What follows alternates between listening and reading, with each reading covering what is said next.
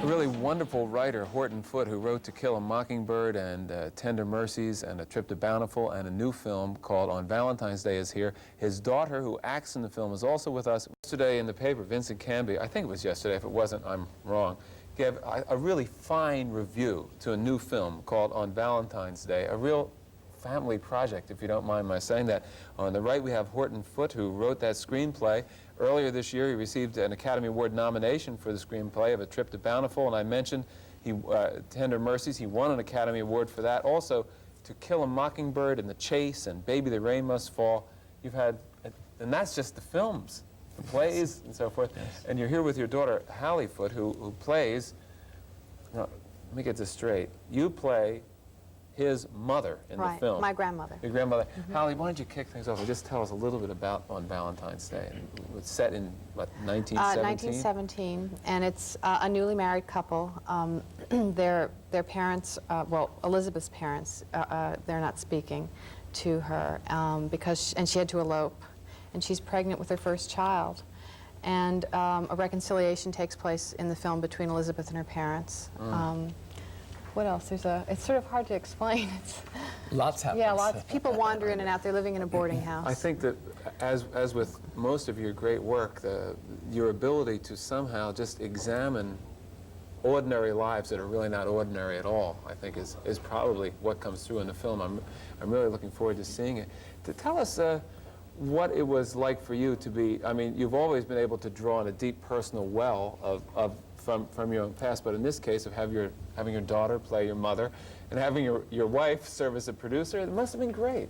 Well, it was very satisfying, and it just happened, you know, through a series of events, and also I have a son playing in it too. That's wonderful. So it's a real family affair, as you said. You, for a while, actually almost a decade of your life, were not involved in say, the New York playwriting scene or the Hollywood screenwriting scene, and almost considered putting your pen down for a while. Well, not putting my pen down. I wrote furiously all that time, but without really having any great expectations of productions. I just wrote because I suppose I'm compelled to write. It seemed that period of time was a very interesting period to me, but it seemed time that what I was doing wasn't really much wanted. It must have been a wonderful, I guess with anyone who works for a while and then can get disappointment, maybe not with themselves but with the environment, it must have felt enormously exhilarating and rewarding when Tender Mercies did what it did, because that was a small film. It wasn't the 80 blockbuster. No, it wasn't a blockbuster. And A Trip to Bountiful in the same way. Yeah. Well, those are the kind of films I'm comfortable with and like, and you know, hope to go on doing. I have a quote here. I think that. So let's see. Vincent Canby says, "It celebrates family life, which is as remote to us today as the Ice Age." What do you want the people who go to see a film like that? Well, actually, I'm trying to be. I'm very interested. I think as a writer in human beings and the human condition, and I suppose that's really what I hope to share with people. My idea of that, or my concept of that. We have a clip here of On Valentine's Day. Do you want to tell us where we enter the film, at which point? It's just before the reconciliation. She's, Elizabeth, who I play, that's my grandmother, has just gotten a phone call, or gets a phone call, I guess, and runs in to tell Horace, and they're getting ready, because her parents are about to come over. Okay, let's take a look at this, On Valentine's Day. Well, it was Mama. She said, "Do you know who this is, Elizabeth?" And of course I did. And I said, "Mama." And she said, "Yes." And then she said, "Merry Christmas." And I began to cry. And she began to cry. And then she said, "May we come over in a few minutes? We have a few presents we'd like to bring you." And I said, "Yes," and that was it. Oh, Horace. We have to get presents to them some way. I'll just die if they come here and we have nothing for them. Well, we can't do anything about it now. All the stores are closed. Didn't you close up for Mr. Dixon last night? Yes. Then you must have the keys to his store. Oh, that's right. Hurry down and get something for Mama and Papa and Brother. What shall I get them? I don't know, Horace. I can't think. I'm too excited. Okay. More later. Would you say now that because of the success of Tender Mercies, hopefully the success of On Valentine's Day, it certainly has been well reviewed, and a Trip to Bountiful, that in a way you're on a roll? Well, I suppose so. I don't really try to think about that. I just do it. Just right? keep working. And but so much of the show business is getting the deal to do what you want to do. I mean, I think they say for every 80 scripts submitted or something like that, know. one gets made. Yeah. So certainly people are going to be. Well, you know, I've been involved in the making of these, in the production side too, and it's not all, you know, it's not always easy, but it's very rewarding, and I really think that more playwrights should get involved in the production side. But what about the playwrights who will be up against the same wall that you were once up against, which is, well, it's nice, it's beautiful work, but it's not commercial. Yeah. How do you advise someone to transcend that kind of reluctance on the part of the business establishment? Well, just dig in. You know, I don't know. One thing leads to another, and you do the work, and you get produced as best you can. And the main thing is to keep writing and do the work, because the other really you can't be responsible for. How much did your work in the early days of television help you with the actual craft of writing? You were involved, what, the Philco Playhouse? Philco Goodyear, yeah. Well, that was alive, you know. It was not really as we know television today. In other words, we wrote plays in the studio, for a studio which was relatively very small, and 4 sets were a lot of sets Right. for us. And we couldn't stop the action. If a mistake was made, we just had to merrily go on to the best we could. If an actor forgot a line, that was just it. There was silence. What could you share with us about the feeling of some of those early days of television when you sit back and, okay, we're on? Well, your heart started to go like this because, you know, we only had, you know, really about 10 days of rehearsal, including dress rehearsals.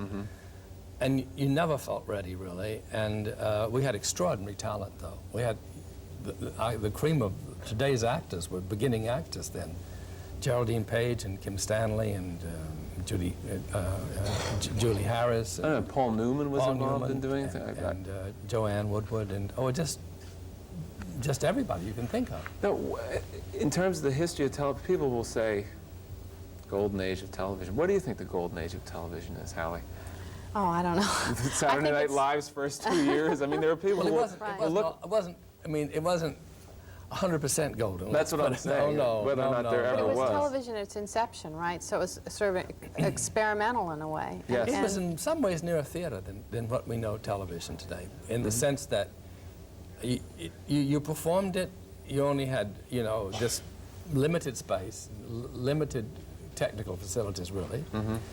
You couldn't edit it.